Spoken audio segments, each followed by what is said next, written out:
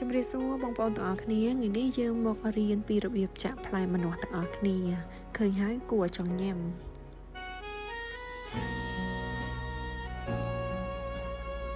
ជួរទី1គឺយើងចាក់6 single crochet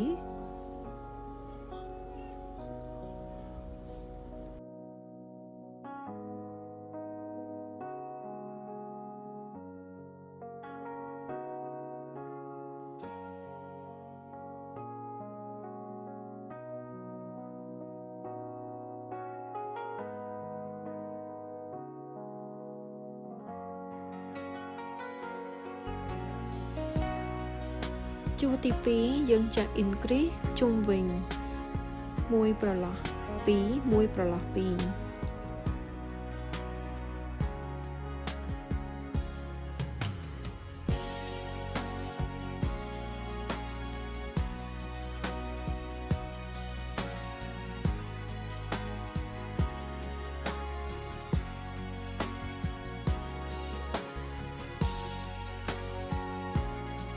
ចូលមកជួរទី3ជួរទី3គឺយើងចាក់ឡើងកន្ទុយកតចំនួន3បន្ទាប់មកយើងចាក់5 double crochet នៅក្នុងប្រឡោះជាមួយនឹងកន្ទុយកតតែម្ដងឲ្យបានចំនួន5 double crochet បូករួមជាមួយនឹងកន្ទុយកតចំនួន3នេះគឺគេហៅរាប់បញ្ចូលស្មើនឹង6ដើម្បីបង្រួនធ្វើជា popcorn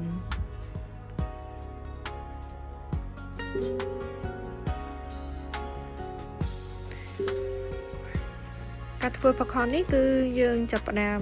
ពោះនៅដើមទីរហូតដល់ចុងទីគឺបង្រួមចូលគ្នាដូចបែបនេះអញ្ចឹងបន្តគឺធ្វើ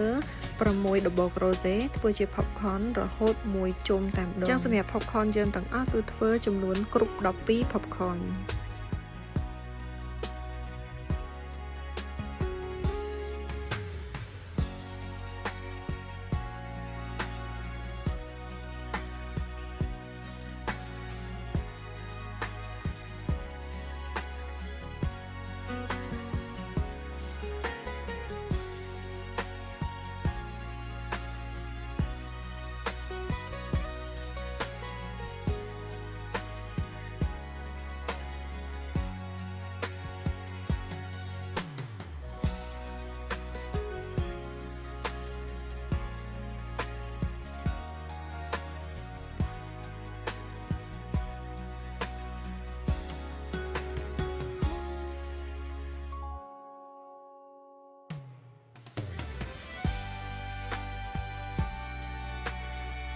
ឥឡូវនេះដល់ជួរទី4រហូតដល់ជួរទី6គឺយើងធ្វើការចាក់12 popcorn ដូចគ្នាទាំងអស់អញ្ចឹងចាំជួបគ្នានៅជួរទី7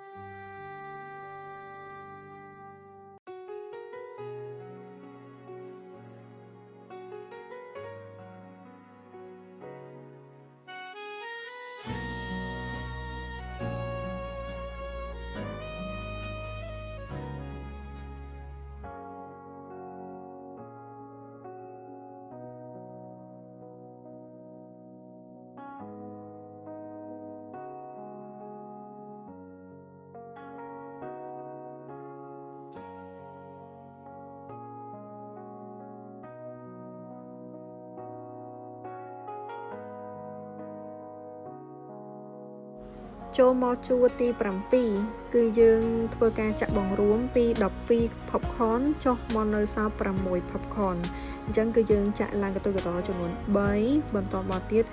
3 double crochet នៅផ្នែកម្ខាងនិងផ្លោះ skip 1ប្រឡោះនៃ popcorn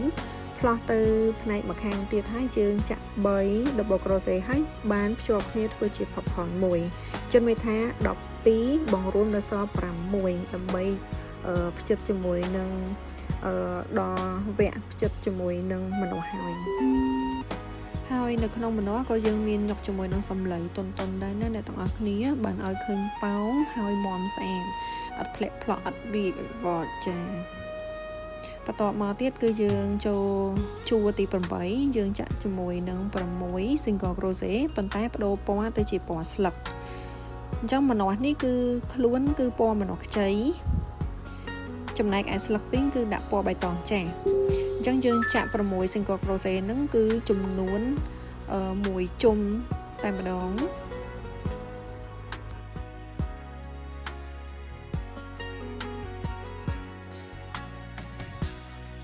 ចូលមកជួរទី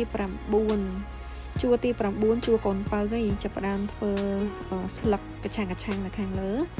ជួរទី9នេះគឺយើងចាក់8កន្ទុយកតឡើងទៅលើបន្តមកទៀតយើង skip មួយហើយយើងវត្តធ្វើការចាក់បិទមុខមួយ slip stick ហ្នឹងបន្តមកមួយប្រឡោះយើងដាក់មួយ single crochet មួយប្រឡោះមួយ single crochet និង2បង្គោលរបងនិង2 double crochet ធ្វើបែបនេះឲ្យបានចំនួន9អញ្ចឹងនៅក្នុងខ្ញុំសូមបញ្ជាក់អ្នកទាំងអស់គ្នាបន្តិចជុំវិញ round នេះគឺយើងបានតែ6ស្លឹកឯត្រូវទេប៉ុន្តែម្នាស់នេះគឺយើងធ្វើចំនួន9ស្លឹកអញ្ចឹងនៅសល់ផ្នែកនៅខាងលើទៀតគឺយើងផ្ពក់នៅលើគ្នាឲ្យបានថែម3ស្លឹកទៀតដើម្បីបញ្ឈរឡើងនៅខាងលើអញ្ចឹងចាក់9ស្លឹកទាំងអស់គ្នាអញ្ចឹងបន្ទាប់មកគឺយើងនៅសល់កតុយអំបោះមិញយើងសឹបបញ្ចូលហើយយើងដេរចាប់ផ្អប់ដេរអញ្ចឹងទៅដើម្បីឲ្យស្លឹកម្នាស់ហ្នឹងឡើងបញ្ឈរកឆាំងហើយត្រង់ចំណុចនេះគឺយើងចាក់កតុយកតដើម្បីធ្វើជា